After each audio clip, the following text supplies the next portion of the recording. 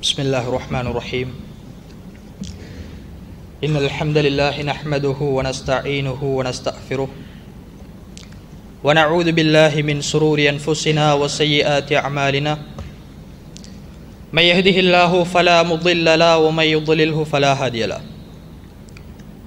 وأشهد أن لا إله إلا الله وحده لا شريك له وأشهد أن محمدا عبده ورسوله أما بعد يا أيها الذين آمنوا اتقوا الله حق تقاته ولا تموتن إلا وأنتم مسلمون يا أيها الناس اتقوا ربكم الذي خلقكم من نفس واحدة وخلق منها زوجها وبث منهما رجالا كثيرا ونساء واتقوا الله الذي تساءلون به والأرحام إن الله كان عليكم رقيبا أما بعد فقال نبينا صلى الله عليه وسلم فإن أصدق الحديث كتاب الله وأحسن الهدي هدي محمد صلى الله عليه وسلم وشر الأمور محدثاتها وكل محدثة بدعة وكل بدعة ضلالة وكل ضلالة في النار أو كما قال عليه الصلاة والسلام. சர்வ புகழும் புகழ்ச்சியும் எல்லாம் வல்ல அல்லாஹ் சுப்ஹானஹு வ தஆலாவுக்கே உரித்தாகட்டும். சலாமும் சலவாத்தும் இறுதி தூதர் பெருமானார் நபிகள் நாயகம் ஸல்லல்லாஹு அலைஹி வஸல்லம் அவர்கள் மீதும் அன்னாரை பின்பற்றி வாழ்ந்த சஹாபாக்கள், தாபீன்கள், தப தாபீன்கள், நல்லடியார்கள் எம் அனைவர்கள் மீதிலும் என்றென்றும் எப்போதும் உண்டாகட்டுமாக. கண்ணியத்திற்கும் பெரும் மதிப்புக்குரிய அல்லாஹுடைய நல்லடியார்களே, அன்பு சகோதரர்களே, புனிதமிகு ஜும்மாவுடைய கடமையை நிறைவு செய்வதற்காக வேண்டி நாம் எல்லாம் அல்லாஹுடைய இந்த புனிதமிக்க ஆலயத்திலே ஒன்று குழுமி இருக்கிறோம். இந்த அருமையான தருணத்தில் இந்த குத்பா பிரசங்கத்தின் ஊடாக இருளில் இருந்து ஒரு சமுதாயம் வெளிச்சத்தை நோக்கி பயணிக்க வேண்டுமாக இருந்தால் அவனிடத்தில் அல்லாஹுடைய குர்ஆனுடைய கல்வியும் நபிகளார் ஸல்லல்லாஹு அலைஹி வஸல்லம் அவர்கள் போதித்த ஹதீஸினுடைய கல்வியும் எந்த அளவுக்கு முக்கியமானது அப்படி என்கிற ஒரு தலைப்பில் சில முக்கியமான செய்திகளை இந்த பிரசங்கத்தினூடாக உங்களோடு பகிர்ந்து கொள்ளலாம் என்று ஆசைப்படுகிறேன். கண்ணியத்துக்குரிய சகோதரர்களே, அல்லாஹுடைய நல்லடியார்களே, உலகத்திற்கு அனுப்பப்பட்ட எல்லா நபிமார்களுக்கும் அல்லாஹு ரப்புல் ஆலமீன் அற்புதங்களை வழங்கினான் என்பது நம்ம எல்லோருமே அறிந்த விடயம். நபிகள் நாயகம் ஸல்லல்லாஹு அலைஹி வஸல்லம் அவர்கள் சொல்கிறார்கள், முன்வந்த நபிமார்களுக்கு கொடுக்கப்பட்ட அற்புதங்களை போல் எனக்கு அல்லாஹுவால் வழங்கப்பட்ட அற்புதம் அல் குர்ஆன் என்றார்கள் அல்லாஹுடைய தூதர். மிக உன்னதமான வேதம், நபிமார்களில் இறுதி நபியாகிய நபிகள் நாயகம் ஸல்லல்லாஹு அலைஹி வஸல்லம் அவர்களுக்கு இறக்கப்பட்ட இறுதி வேதம். அந்த வேதத்தை தெளிவுபடுத்துவதற்காக வஹியாக நாம் ஹதீதுகளையும் அந்த நபிக்கு அறிவித்தோம் என்று அல்லாஹுடைய குர்ஆன் சொல்கிறது. அப்ப இந்த குர்ஆனும் ஹதீஸும் அல்லாஹுடைய தூதர் ஸல்லல்லாஹு அலைஹி வஸல்லம் அவர்கள் அந்த சமுதாயத்தை நேர்வழிப்படுத்துவதற்காக அல்லாஹ்விடத்திலிருந்து பெற்றுக்கொண்ட அற்புதம் என்பதை அன்பார்ந்த சகோதரர்களே முதலாவதாக நாங்கள் புரிந்து கொள்ள கடமைப்பட்டிருக்கிறோம். அல்லாஹ்விடத்திலிருந்து வந்த அற்புதங்கள், அதில் மிக பிரதானமானது அல்லாஹுடைய திருமறை குர்ஆன். அல்லாஹுடைய அந்த திருமறை குர்ஆனை விளக்கி கூறக்கூடியது அல்லாஹுடைய தூதர் அவர்கள் சொன்ன ஹதீதுகள். இது ரெண்டையும் ஒரு முஸ்லிம் ஈமான் கொண்டிருக்கிறான்.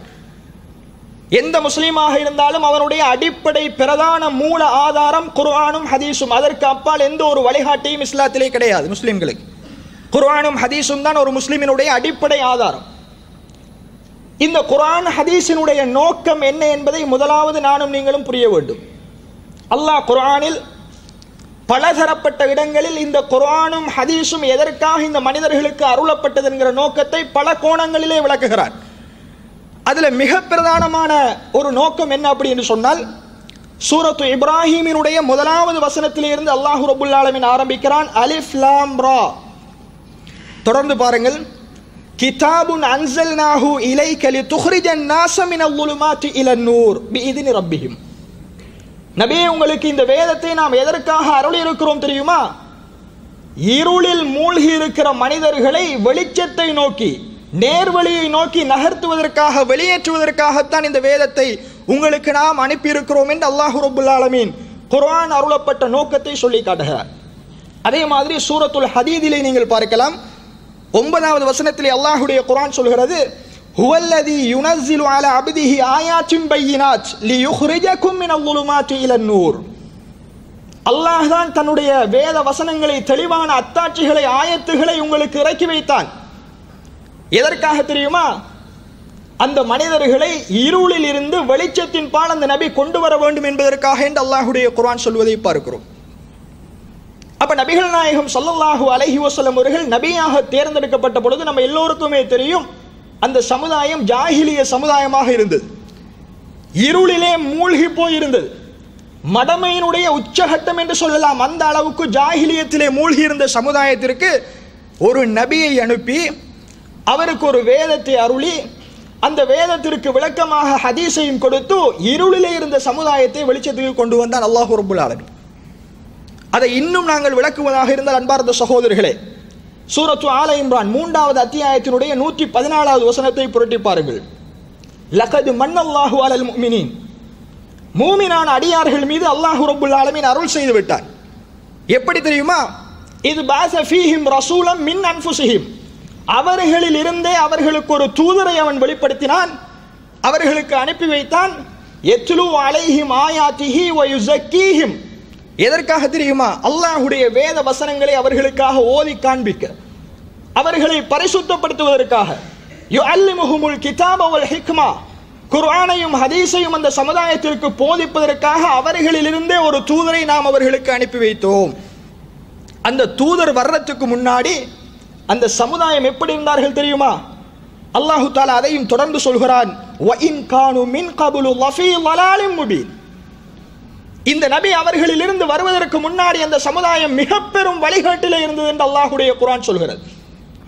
மிக பெரும் மடமை, மிக பெரும் ஜாஹிலியத்திலே மூழ்கி இருந்த சமுதாயத்திற்கு ஒரு நபியை அனுப்பித்தான் நாம் நேர்வழி காட்டினோம். அவர்தான் இறுதி தூதர் பெருமானார் ஸல்லல்லாஹு அலைஹி வஸல்லம் அவர்கள். அவர் கொண்டு வந்த ஆயுதம் குர்ஆனும் ஹதீஸும். யத்லு அலைஹிம் ஆயாத்திஹி வ யுஸக்கீஹிம் வ யுஅல்லிமுஹுமுல் கிதாப வல் ஹிக்மா. அவர் அவர்களை பரிசுத்தப்படுத்தி அவர்களுக்கு கற்றுக் கொடுத்தது குர்ஆனையும் ஹதீஸையும் என்று அல்லாஹ்வே சான்று பகர்கிறார்.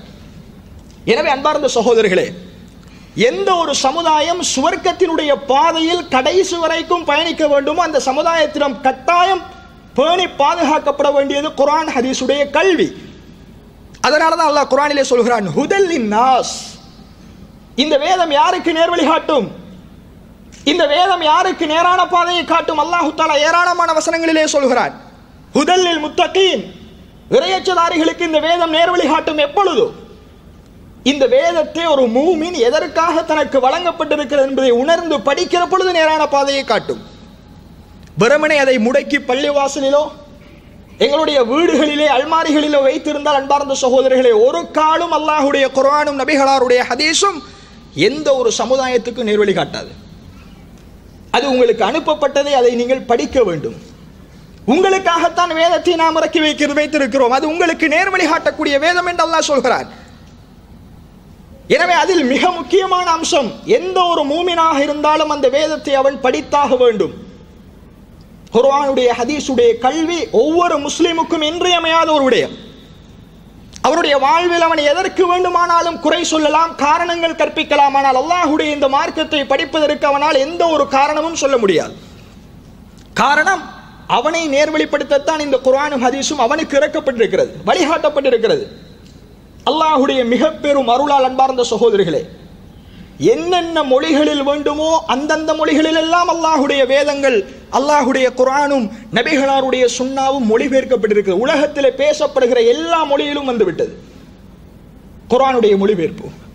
நபிகளாருடைய சுன்னாக்கள் அடங்கிய ஹதீஸ் கிரந்தங்கள், புகாரி வேண்டுமா, முஸ்லிம் வேண்டுமா, திருமிதி வேண்டுமா, அபூதாவுத் வேண்டுமா, இப்னு மாஜா வேண்டுமா, என்ன ஹதீஸ் கிரந்தமானாலும் இன்றைக்கு மொழிபெயர்ப்பை இலகுவாக பெறுகிற ஒரு காலகட்டத்தில் நம்ம இருக்கிறோம். ஆனா எத்தனை முஸ்லீம்கள் அல்லாஹ்வுடைய குர்ஆனையும் நபிகளாருடைய சுன்னாவையும் நாளாந்தம் படிக்கிறார்கள் என்று கேள்வி எழுப்பினால் விடை ஜீரோவாக இருப்பதை பார்க்கிறோம். ஓடுகிறான், தொழிலுக்கு ஓடுகிறான், பணத்தை சம்பாதிக்க ஓடுகிறான், குடும்பத்திலே சந்தோஷத்தை அனுபவிப்பதற்காக ஓடுகிறான், குழந்தைகளுக்காக ஓடி ஓடி உழைக்கிறான், நாளெல்லாம் வீணாக்குகிறான். ஆனால் அந்த நாளில் ஒரு மணி நேரம் அல்லது ஒரு நிமிடம் அல்லாஹ்வுடைய வேதத்தையும் நபிகளாருடைய சுன்னாவையும் படிப்பதற்கு அவன் ஒதுக்கிய நேரம் எவ்வளவு என்று கூட்டி பார்த்தால் எதுவுமே இல்லை. இப்படித்தான் எல்லா நாடுகளிலும் முஸ்லிம்களுடைய நிலைகள் இருப்பதை பார்க்கிறோம். அன்பார்ந்த சகோதரர்களே, மிக கவலையான ஒரு விடயம், அல்லாஹ்வுடைய மிக பெரும் நிஅமத் இந்த குர்ஆனும் ஹதீஸும் இறக்கப்பட்ட வடிவிலேயே பாதுகாத்து எங்களுடைய கைகளிலே தரப்பட்டிருக்கிறது. எந்த ஒரு சிரமத்தையும் நாங்கள் மேற்கொள்ளவில்லை. அபூபக்கர் ரலியல்லாஹு அன்ஹு அவர்களுடைய காலத்திலே முதலாக நபிகளார் ஸல்லல்லாஹு அலைஹி வஸல்லம் அவர்களுக்கு இறக்கப்பட்ட இந்த குர்ஆன் பாதுகாக்கப்பட்டது. முழு நூலாக தொகுக்கப்பட்டது. அந்த வரலாறு மிக நீண்ட நெடிய வரலாறு, நம்ம எல்லோருமே அறிந்த வரலாறு. அதிகமான காரிகள் கொல்லப்பட்டார்கள். உமர் ரலியல்லாஹு அன்ஹு அவர்களுடைய அந்த பரிந்துரையின் பேரில் அபூபக்கர் ரலியல்லாஹு அன்ஹு அவர்களும் உமர் ரலியல்லாஹு அன்ஹு அவர்களும் ஸைத் இப்னு சாபித் ரலியல்லாஹு அன்ஹு அவர்களை குர்ஆனை ஒன்று சேர்ப்பதற்கு நியமித்த வரலாறு நமக்கு தெரியும். மிக சிரமப்பட்டு அல்லாஹ்வுடைய குர்ஆனை அவர் ஒன்று சேர்த்தார். அவர் அந்த குர்ஆனிய வசனங்களை சஹாபாக்களிடத்திலிருந்து பாதுகாப்பதற்காக எடுத்து எழுதுவதற்காக மேற்கொண்ட கஷ்டங்கள் தனி கிதாபுகளாக எழுதப்படுகிற அளவுக்கு அவர் சந்தித்த சிரமங்களை நாங்கள் ஹதீதுகளிலே பார்க்கிறோம். அந்த அளவுக்கு சிரமப்பட்டு அல்லாஹ்வுடைய வேதத்தை புத்தகமாக ஒரு நூல் வடிவில் ஒன்று சேர்த்த சஹாபி ஸைத் இப்னு சாபித் ரலியல்லாஹு அன்ஹு அவர்கள். அன்பார்ந்த சகோதரர்களே, உதாரணத்திற்கு ஒரு வரலாற்றை சொல்கிறேன். ஸைத் இப்னு சாபித் ரலியல்லாஹு அன்ஹு அவர்கள் குர்ஆனை ஒன்று சேர்க்க வேண்டும் என்கிற பொறுப்பு நியமிக்கப்படுகிறது. உமர் ரலியல்லாஹு அன்ஹு அவர்களும் அபூபக்கர் ரலியல்லாஹு அன்ஹு அவர்களும் அழைத்து மஷூரா செய்கிறார்கள். அப்பொழுது நீங்கள் தான் குர்ஆனை ஒன்று சேர்க்க வேண்டும். காரணம், நபிகளாருக்கு குத்தாபுல் வஹியில் ஒருவராக நீங்கள் இருந்திருக்கிறீர்கள். வஹி எழுதக்கூடியவராக இருந்தவர். அதிகமான வசனங்களில் பரிச்சயம் பெற்ற சஹாபி ஸைத் இப்னு சாபித் ரலி, நீங்கள் இந்த பணியை மேற்கொள்ள வேண்டும். அவர் சொன்ன வார்த்தை என்ன தெரியுமா? ஒரு மலையை புரட்டி போடுங்கள் என்று சொல்லியிருந்தால் இந்த குர்ஆனை ஒன்று சேர்க்கிற பணியை விட அது எனக்கு இலகுவாக இருந்திருக்கும் என்று சொன்னார்கள். அந்த அளவுக்கு சிரமமான ஒரு பணி. சஹாபாக்கள் உள்ளத்திலே பாதுகாத்தார்கள். சுத்தூர், அதாவது எழுதி பாதுகாக்கக்கூடிய ஏடுகளில், தோள்களில், பலகைகளில் எழுதி பாதுகாத்தார்கள். ஆரம்பத்திலே குர்ஆனை எழுதுமாறு கட்டளை பிறப்பிக்கப்பட்டது. ஹதீஸை எழுத வேண்டாம் என்று தடுத்தார்கள் அல்லாஹ்வுடைய தூதர். இப்படி பலதரப்பட்ட சஹாபாக்களிடத்திலும் குர்ஆனிய வசனங்கள் மலிந்திருந்ததை நாங்கள் பார்க்கிறோம். எப்படி ஒரு வடிவமாக ஒரு புத்தகமாக அதை ஒன்று சேர்ப்பது, மிக நுணுக்கமான யுக்திகளை கையாண்டார் ஸைத் இப்னு சாபித் ரலியல்லாஹு அன்ஹு அவர்கள். அதில் மிக முக்கியமான ஒரு பாயிண்ட் என்று சொன்னா, ஒரு குர்ஆன் வசனத்தை எடுப்பதாக இருந்தால் ஒருவரிடத்தில் அதே போன்று இன்னும் ஒரு வசனம் இன்னொருத்திடத்திலே ஷாஹிதாக இருக்க வேண்டும். ஒரே வசனம் ரெண்டு பேரிடத்தில் இருந்தால் மட்டும்தான் அது குர்ஆனாக எடுக்கப்படும். ஒருத்தர் இருந்தால் அதை எடுக்க முடியாது. இப்படி ஷாஹிதுகளை முன்னிறுத்தி குர்ஆனிய வசனங்களை திரட்டுகிற பொழுது ஒரு பெரியதொரு சிக்கல் ஏற்படுகிறது. சூரத்து தௌபா 9வது அத்தியாயத்தினுடைய 128வது வசனமும் 129வது வசனமும் ஹுஸைமா ரலியல்லாஹு அன்ஹு ஒரே ஒரு சஹாபியிடத்தில் மட்டும்தான் அன்பார்ந்த சகோதரர்கள் இருக்கிறது. வேற எந்த சஹாபாக்கள்கிட்டையும் அந்த குர்ஆன் வசனத்தை காணோம். இப்ப ஸைத் இப்னு சாபித் ரலியல்லாஹு அன்ஹு மிக பெரும் ஒரு சங்கடத்துக்கு ஆளாகிறார். ஹுஸைமா ரலியிடத்தில் மட்டும்தான் இந்த குர்ஆன் வசனம் இருக்கிறதை எடுத்து எழுதுவதா இல்லையா? வேற எந்த சஹாபாக்களிடத்திலும் இந்த வசனம் கிடையாது. புகாரியிலே வரக்கூடிய மிக நீண்ட ஒரு வரலாறு, ஒரு ஹதீஸ். அப்பொழுதுதான் ஸைத் இப்னு சாபித் ரலியல்லாஹு அன்ஹு அவர்களுக்கு ஒரு செய்தி சொல்லப்படுகிறது. நபிகளார் ஸல்லல்லாஹு அலைஹி வஸல்லம் அவர்கள் சான்று கூறினார்கள், இந்த ஹுஸைமா அன்சாரி தோழர், இந்த ஹுஸைமா ரலியல்லாஹு அன்ஹு அவர்கள் ذுஷ் ஷஹாதத்தைன், இரண்டு சாட்சிகளுக்கு சமமானவர் என்கிற செய்தி ஸைத் இப்னு சாபித் ரலியல்லாஹு அன்ஹு அவர்களுக்கு சொல்லப்படுகிறது. எதனால் அல்லாஹ்வுடைய தூதர் அதை சொன்னார்கள் தெரியுமா? நபிகளாருக்கும் ஒரு காட்டரபி, ஒரு ஆராபிக்கும் இடையில் ஒரு குதிரை வியாபாரம் நடந்தது. நபிகளார் குதிரையை வாங்கிவிட்டார்கள். வாங்கிவிட்டு குதிரையினுடைய கூலியை கொடுப்பதற்காக அல்லாஹ்வுடைய தூதர் வீடை நோக்கி அவசர அவசரமாக புறப்பட்டு செல்கிற பொழுது இந்த காட்டரபியும் அல்லாஹ்வுடைய தூதரை பின்தொடர்ந்து வருகிறார். அப்பொழுது இடையில் சில சஹாபாக்கள் இந்த காட்டரபியை சந்தித்து நபிகளார் வாங்கிவிட்டார்கள் என்று தெரியாமல் குதிரைக்கு விலை பேசுகிறார்கள். அவன் விலையை உயர்த்தி சொல்கிறான். அவர்களும் அதற்கு அனுமதிக்கிறார்கள், அதை வாங்குவதற்கு எத்தனிக்கிறார்கள். இப்ப காட்டரபி நபிகளாரிடத்தில் வந்து சொல்கிறான், முஹம்மதே, உங்களுக்கு இந்த குதிரையை விற்க முடியாது. அல்லாஹ்வுடைய தூதர் சொன்னார்கள், வியாபாரம் முடிந்து விட்டது. நீ குதிரையை ஒப்படைப்பதும் நான் பணத்தை ஒப்படைப்பது மட்டும்தான் மீதமாக இருக்கிறது. வியாபாரம் முடிந்து விட்டது. அவன் அடித்து சொல்கிறான், அல்லாஹ் மீது ஆணையாக உனக்கு நான் இந்த குதிரையை விற்றதற்கு யாரப்பா சாட்சி? யாருமே இல்லை. அல்லாஹ்வுடைய தூதரும் காட்டரபிக்கும் இடையிலே நடந்த ஒரு வியாபாரம். என்ன சாட்சி? அந்த வழியாகத்தான் வருகிறார் ஹுஸைமா ரலியல்லாஹு அன்ஹு அவர்கள். அல்லாஹ்வுடைய தூதரே, என்ன நடந்தது? நபிகளார் விடயத்தை விளங்கப்படுத்தினார்கள், தெளிவுபடுத்தினார்கள். அப்பொழுது அந்த ஹுசைமா ரலியல்லாஹு அன்ஹு சொன்னார்கள், காட்டரபியை பார்த்து சொன்னார்கள், இந்த முஹம்மதிற்கு இந்த குதிரையை நீ விற்றதற்கு நான் சாட்சி சொல்கிறேன் என்று சொன்னார்கள் ஹுசைமா அலி. அப்ப அல்லாஹ்வுடைய தூதர் கேட்டார்கள், ஹுசைமாவை நீங்கள் தான் இந்த சபையிலே இருக்கவில்லை, எப்படியப்பா சாட்சி சொல்லுவீங்க? அல்லாஹ்வுடைய தூதரே, வானத்தின் செய்தியை நீங்கள் கொண்டு வந்த பொழுது அதை நாங்கள் உண்மைப்படுத்தினோம், இந்த ஆராபி இடத்திலிருந்து உங்களை உண்மைப்படுத்த மாட்டோமா யா ரசூலல்லாஹ் என்று சொன்னார் அந்த சஹாபி. சுப்ஹானல்லாஹ். அதனால் அல்லாஹ்வுடைய தூதர் அவருக்கு கொடுத்த சிறப்பு பெயர் என்ன தெரியுமா? இந்த ஹுசைமா 2 சாட்சிகளுக்கு சமமானவர், துஷஹாதத்தைன். இந்த ஹதீஸ் சொல்லப்பட்டதன் பின்னாடி ஸைத் இப்னு சாபித் ரலியல்லாஹு அன்ஹு அவர்கள் சூரத்து தௌபாவினுடைய 128 129 எடுத்து எழுதினார்கள். இது இன்னும் பல ரிவாயத்துகளினூடாக பல நீண்ட செய்திகளாக பதிவு செய்யப்பட்டிருப்பதை, இன்னும் பல வாசகங்களோடு வந்திருப்பதை நாங்கள் பார்க்கிறோம். இப்படி அன்பார்ந்த சகோதரர்களே, ஒன்றல்ல ரெண்டல்ல, சஹாபாக்கள் அல்லாஹ்வுடைய இந்த கலாமை பாதுகாப்பதற்காக மிக பெரும் சிரமத்தை மேற்கொண்டார்கள். முதலாவது புத்தக வடிவமாக அபூபக்கர் ரலியல்லாஹு அன்ஹு அவர்களுடைய காலத்திலே ஒன்று சேர்க்கப்பட்டது. பிறகு அந்த வேதம், அந்த புத்தகம் உஸ்மான் ரலியல்லாஹு அன்ஹு அவருடைய காலத்திலே பாதுகாக்கப்பட்டு பல பிரதிகளாக ஆக்கப்பட்டு பல ஊர்களுக்கு அனுப்பப்பட்டது. அதுவும் பல நீண்ட வரலாறுகளாக நாங்கள் இருப்பதை பார்க்கிறோம். இப்படி மிக சிரமத்துக்கு மத்தியில் பாதுகாக்கப்பட்டு இன்று வரைக்கும் எந்த ஒரு தவறுகளும் இல்லாமல் அல்லாஹ்வுடைய வேதங்கள் பாதுகாக்கப்பட்டு எங்களுடைய கையிலே ஒப்படைக்கப்பட்டிருக்கிறது. எந்த சிரமமும் இல்லை.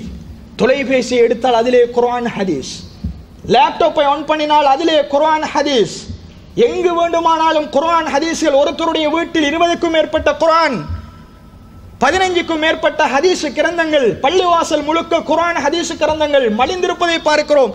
என்ன மொழியில் வேண்டுமானாலும் நீங்கள் பெற்றுக்கொள்ளலாம்.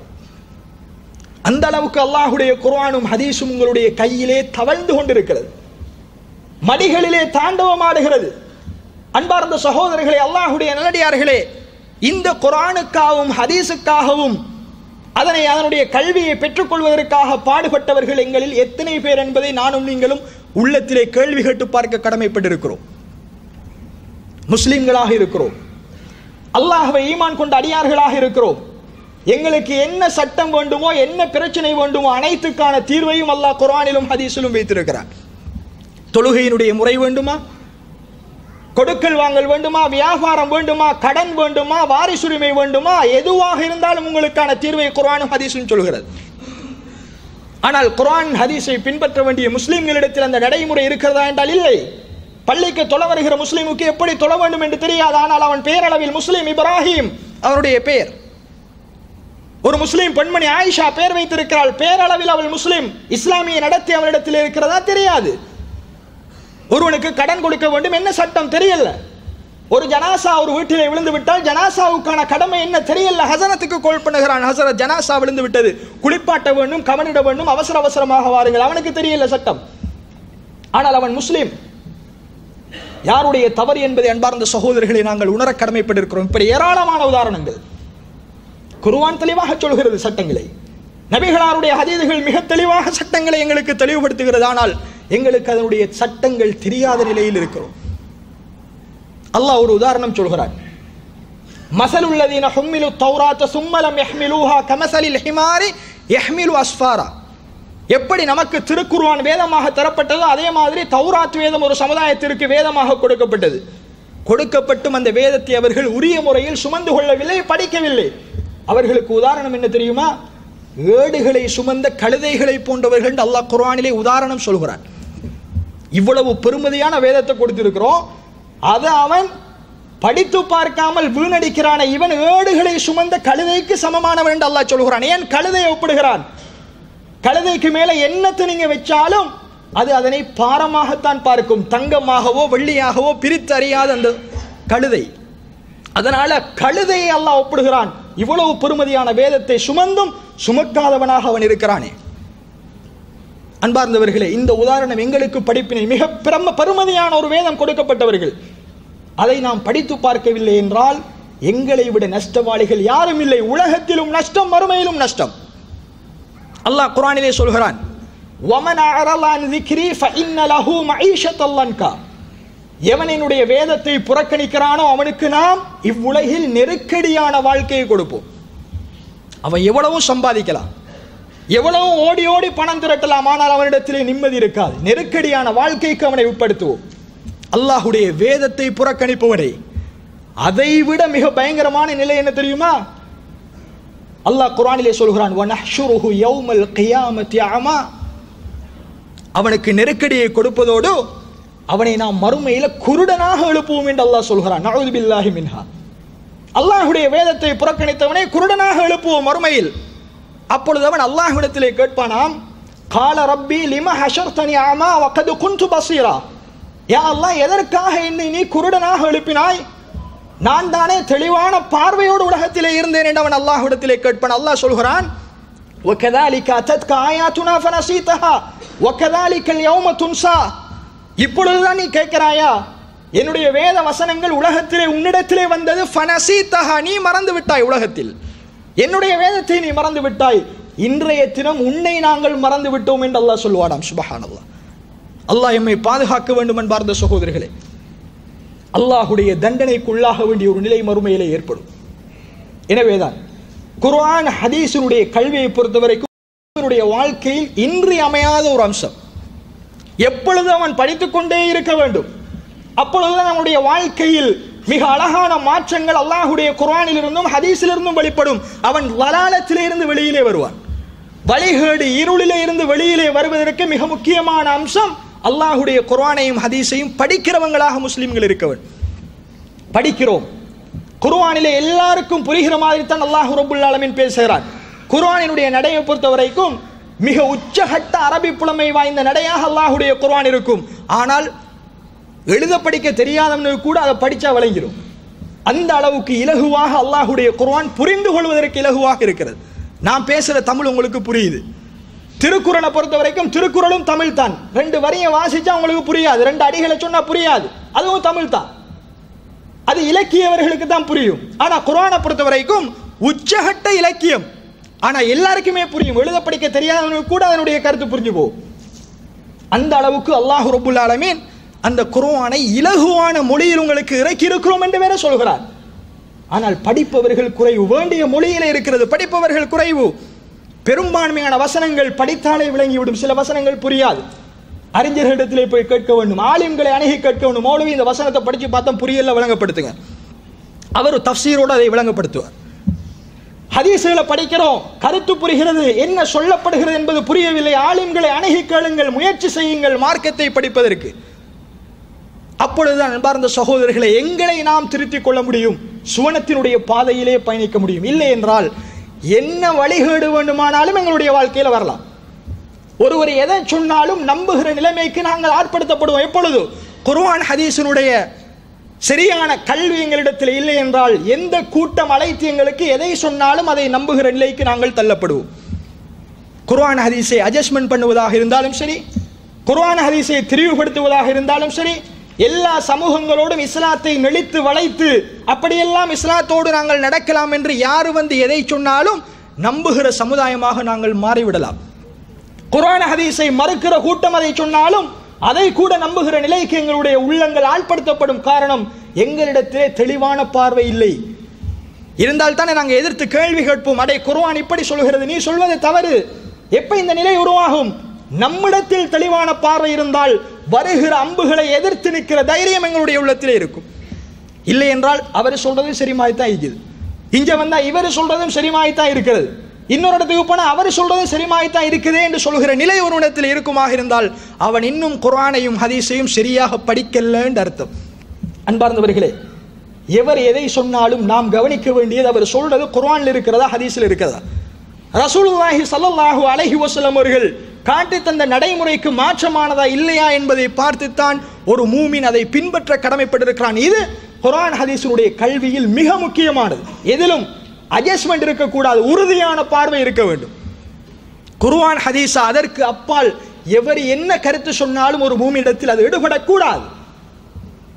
முன்னுரிமை, முதலாவது இடம் அல்லாஹுடைய குர்ஆனுக்கும் நபிகளாருடைய சுன்னாவுக்கும். அதற்கு மாற்றமானது எதுவாக இருந்தாலும் ஒரு மூமினிடத்தில் எடுபடக்கூடாது. இந்த நிலை எப்பொழுது உருவாகும்? இந்த கொள்கை உறுதி இஸ்திகாமத் எப்பொழுது வரும்? நம்ம மார்க்கத்தை முதல்ல படிக்கணும், தேட வேண்டும். உரைகள் நிகழ்த்தப்படுகிற பொழுது அந்த உரைகளுக்கு காது கொடுக்க வேண்டும். அல்லாஹ் சொல்கிறான், வலகத் தரஅனா லி ஜஹன்னம கஸீரம் மினல் ஜின்னி வல் இன்ஸ், ஜின்னிலிருந்தும் மனிதர்களிலிருந்தும் அதிகமானவர்களை நரகத்திற்கென்றே படைத்திருக்கிறோம். அவர்களுக்கு உள்ளங்கள் இருக்கும், லா யஃப்கஹூன பிஹா, உள்ளத்தை கொண்டு சிந்தனை செய்ய மாட்டார்கள். வலஹும் ஆதானும் லா யஸ்மஊன பிஹா, காதுகள் இருக்கும், சொல்லுகிற உபதேசங்களை செவிமடுக்க மாட்டார்கள். வலஹும் அயுனுன் லா யுபஸிருன பிஹா, கண்கள் இருக்கும், பார்க்க மாட்டார்கள். உலாயிக கல்லன்ஆம் பல்ஹும் அலல், இவர்கள் கால்நடையை போன்றவர்கள், அதை விடவும் கேவலமானவர்கள் என்று அல்லாஹ் சொல்வதை பார்க்கிறோம். எனவே அன்பார்ந்த சகோதரர்களே, நாம் தான் படிக்க முயற்சி செய்யாவிட்டாலும் உபதேசங்களுக்காக, இஜ்திமாக்களுக்காக, தரபியா நிகழ்ச்சிகளுக்காக, மார்க்க வகுப்புகளுக்காக அழைப்பு விடுக்கப்படுகிற பொழுது அதையாவது செவியேற்று அங்கு போய் உட்கார்ந்து 4 விடயங்களை படிக்கிற முஸ்லீம்களாக இருந்தாலே அல்லாமல் எங்களிடத்தில் எந்த ஒரு மாற்றமும் ஏற்படாது. நம்ம சுயமாக படிக்க வேண்டும். இல்லை என்றால் நமக்கு சொல்லித்தரப்படுகிற பாடங்களை குர்ஆன் ஹதீஸினுடைய ஒளியிலே நாங்கள் படிக்க வேண்டும். இது மட்டும்தான் எங்களை நேர்வழிப்படுத்தும். எனவே அன்பார்ந்தவர்களே, அல்லாஹ்வுடைய நல்லடியார்களே, அல்லாஹ்வுடைய குர்ஆனையும் சுன்னாவையும் மிக பெரும் ஒரு முக்கியத்துவம் கொடுத்து படிக்கிற மக்களாக என்னையும் உங்களையும் அல்லாஹ் ரப்புல் ஆலமீன் ஆக்கி அருள் புரிவானாக. ஆமீன் ஆமீன். வ ஆகிரு தஅவானா அல்ஹம்துலில்லாஹி ரப்பில் ஆலமீன்.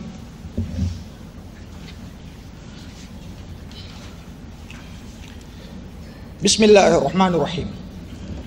அல்ஹம்துலில்லாஹ் ஸலாத்து வஸ்ஸலாமு அலா ரசூலில்லாஹ் வ மன் தபியஹும் பி இஹ்சானின் இலா யௌமித்தீன். அம்மா பஅத். கண்ணியத்துக்குரிய சகோதரர்களே, அல்லாஹ்வுடைய நல்லடியார்களே, ஒரு முஸ்லிம் இருளிலே இருந்து வெளிச்சத்திற்கு வர வேண்டுமாக இருந்தால் அல்லாஹ்வுடைய குர்ஆனுடைய கல்வியும் ஹதீஸினுடைய கல்வியும் எந்த அளவுக்கு முக்கியமானது என்பதை முதலாவது குத்பாவிலே நாங்கள் பார்த்தோம். இந்த இரண்டாவது குத்பா பிரசங்கத்தில் அல்லாஹ்வுடைய குர்ஆனையும் நபிகளாருடைய சுன்னாவையும் நாங்கள் படிக்க முயற்சிக்கிற பொழுது எப்படியான சிறப்புகளை அல்லாஹ் ரப்புல் ஆலமீன் நமக்கு சொல்கிறான் என்பதை சுருக்கமாக சொல்லி முடிக்கலாம் என்று ஆசைப்படுகிறேன். அன்புக்குரிய சகோதரர்களே, நபிகளார் ஸல்லல்லாஹு அலைஹி வஸல்லம் அவர்கள் சொல்கிறார்கள், எவர் அல்லாஹ்வுடைய மார்க்கத்தை படித்து நல்லதொரு அறிவை பெற்றுக் கொள்கிறாரோ அவருக்கு இஸ்லாம் சொல்லுகிற சிறப்பு என்ன தெரியுமா? இதா மாத்த இப்னு ஆதம் இன்கத அமலுஹு இல்லா மின் ஸலாஸ், ஆதமுடைய மகன் மரணித்து விட்டால் 3 காரியங்களை விட மற்ற எல்லாம் இந்த உலகத்திலே துண்டிக்கப்பட்டு விடும். அதில் ஒன்று சதகத்தின் ஜாரியா, அவன் செய்த நிலையான தர்மம். இரண்டாவது நபிகளார் சொன்னார்கள், அவில் மின் யுன்தஃபஉ பிஹி, அவன் கற்றுக்கொண்ட பிரயோசனம் அளிக்கக்கூடிய அறிவு. அவன் மார்க்கத்தை படிச்சு ஒரு 4 பேரை உருவாக்கிட்டு அவன் மௌத்தா போயிட்டான்னு சொன்னா அந்த 4 பேரும் அதை கொண்டு அமல் செய்கிற நன்மை இவனுடைய கபருக்கு வந்து கொண்டிருக்கும். எவ்வளவு பெரிய சிறப்புன்னு பாருங்க. இவர் மௌத்தாயிருவாரு, 4 பேரை உருவாக்கி 4 பேருக்கு படித்து கொடுத்து குர்ஆன் ஹதீஸை விளங்கப்படுத்தி விட்டு இவர் மௌத்தாகிட்டால் அதை கொண்டு அந்த 4 பேரும் அமல் செய்கிற நன்மை இவருக்கு வரும். அதுக்கு மேல அந்த 4 பேரால 4000 பேர் உருவாகுவார். அந்த 4000 பேர் 50000 பேராக உருவாகுவார். அது கோடி பேராக பிரயோசனத்தை அளிக்கும். அத்தனை பேருடைய நன்மை இவனுக்கு வரும். எவன் ஒரு சுன்னாவை உயிர்ப்பிக்கிறானோ முதலாவது உயிர்ப்பிப்பவனுக்கு அதை தொடர்கிறவர்களுடைய நன்மைகள் எல்லாம் வரும் என்றார்கள் அல்லாஹ்வுடைய தூதர். எவ்வளவு பெரிய சிறப்பு என்று பாருங்கள். இன்னும் நபிகளார் சொன்னார்கள், கைருக்கும் மன் தஅல்லமல் குர்ஆன வ அல்லம, உங்களில் மிக சிறந்தவர் என்ஜினியரோ டாக்டரோ கிடையாது. எவன் குர்ஆனை தானும் படித்து பிறருக்கும் கற்றுக் கொடுக்கிறாரோ அவர்தான் உங்களிலேயே மிக சிறந்தவர் என்றார்கள் அல்லாஹ்வுடைய தூதர். இன்னும் அல்லாஹ்வுடைய நல்லடியார்களே, அன்புக்குரிய சகோதரர்களே, அல்லாஹ் ரப்புல் ஆலமீன் இன்னும் நிறைய சிறப்புகளை, மார்க்கத்தை படிக்கக்கூடியவர்கள், குர்ஆன் ஹதீஸுடைய கல்வியை தேடக்கூடியவர்களுக்கு குர்ஆனிலும் ஹதீஸிலும் ஏராளமான இடங்களிலே சொல்லி காட்டுவதை நாங்கள் பார்க்கிறோம். எனவேதான் எமது சமுதாயத்திலே இருக்கிற இருள்கள் நீங்க வேண்டுமாக இருந்தால், தெளிவான ஒரு பசீராவில் ஒரு தெளிவான பாதையிலே நாங்கள் பயணிக்க வேண்டுமாக இருந்தால், நம் அனைவரிடத்திலும் இருக்க வேண்டிய மிக முக்கியமான அம்சம் அல்லாஹ்வுடைய குர்ஆனுடைய கல்வியும் நபிகள் நாயகம் ஸல்லல்லாஹு அலைஹி வஸல்லம் அவர்களுடைய சுன்னாவுடைய கல்வியும் என்பதை அன்பார்ந்த சகோதரர்களை நாங்கள் புரிந்து நடப்போம். அதன்படி எங்களுடைய வாழ்க்கையை அமைத்து குர்ஆன் ஹதீஸினுடைய அந்த கல்வியில் ஒவ்வொரு மணி நேரத்தையும் செலவழிக்கக்கூடியவர்களாக அல்லாஹ் ரப்புல் ஆலமீன் என்னையும் உங்களையும் ஆக்க வேண்டும். நேரம் இல்லை என்று யாரும் கவலைப்படக்கூடாது. எல்லோருக்கும் நேரம் இருக்கிறது, ஆனால் அதை பயன்படுத்த எங்களுக்கு தெரியவில்லை. அன்பார்ந்த சகோதரர்களே, சுபஹு தொழுகிறோம். நீங்கள் ஒவ்வொரு நாளும் குர்ஆனுடைய ஹதீஸுடைய கல்வியை முழு நாளும் உட்கார்ந்து படிக்க வேண்டும் என்பது கட்டாயம் கிடையாது. ஒரு நாளைக்கு ஒரு வசனத்தை படிங்க. சுபஹு தொழுகிறோம். சுபஹு தொழுதத்துக்கு பின்னாடி சூரத்துல் பக்ரா 1வது அத்தியாயம் அல்லாஹ்வுடைய குர்ஆனை பிரட்டுகிறீர்கள். சூரத்துல் பக்ரா 2வது அத்தியாயத்தில் ஒரு வசனத்தை வாசியுங்கள், 2 வசனத்தை வாசியுங்கள். ஒரு பக்கம் முடியுமாக இருந்தால் 1 மணி நேரம் உட்கார்ந்து நேரம் ஒதுக்கி வாசித்து படித்து விளங்குங்கள். தெரியலையா, ஒரு ஆலிம் சாவை நெருங்கி அவரிடத்திலே கேட்டு விளக்கம் பெறுங்கள். மிகப்பெரிய அறிவு வரும், சந்தோஷம் வரும், ரஹ்மத் வரும். உங்களை அறியாமலேயே இனம் புரியாத இன்பம் உள்ளத்திலே வரும். அடே, இவ்வளவு காலம் இந்த விஷயம் தெரியாம இருந்திருக்கிறேனே. அல்லாஹ் குர்ஆன்ல எவ்வளவு தெளிவா சொல்கிறான். என்ன சட்டம் இல்லை, எதை வேண்டுமானாலும் நீங்க குர்ஆன் ஹதீஸ்ல பார்க்கலாம். அப்படி ஒரு சந்தோஷம் வரும். ஒரு ஹதீஸ் ஒரு நாளைக்கு படிங்க, மனைவிக்கு சொல்லிக் கொடுங்க. இந்த ஹதீஸை நான் இன்றைக்கு படித்தேன், தமிழ்ல இருக்குது. மனைவிக்கு சொல்லிக் கொடுங்க, குழந்தைகளுக்கு சொல்லிக் கொடுங்க. அன்பார்ந்த சகோதரர்களே, நன்மையும் வருகிறது, அமலும் செய்கிறோம். அதனால எத்தனையோ பேர் பிரயோசனம் அடைகிறார். எனவே இப்படி ஒரு நாளில் ஒரு மணி நேரம், அரை மணி நேரத்தை அல்லாஹுடைய கல்விக்காக, மார்க்கத்திற்காக ஒதுக்குவோமாக இருந்தால் நிச்சயம் நமது சமுதாயம் சிராத்துல் முஸ்தகீம் என்று சொல்கிற நேரான பாதையிலே இருந்து கொண்டிருக்கும். இல்லை என்றால் நமது சமுதாயத்தில் நிறைய மூட நம்பிக்கைகள், வழிகேடுகள் ஊடுருவதற்கு அது ஒரு காரணமாக இருக்கும் என்பதை சொல்லி, அல்லாஹுடைய குர்ஆனையும் ஹதீஸையும் படிக்கிற மக்களாக என்னையும் உங்களையும் அல்லாஹ் ரப்புல் ஆலமீன் ஆக்கி அருள் புரிவானாக. ஆமீன் ஆமீன். வ ஆகிரு தஅவானா அல்ஹம்துலில்லாஹி ரப்பில் ஆலமீன்.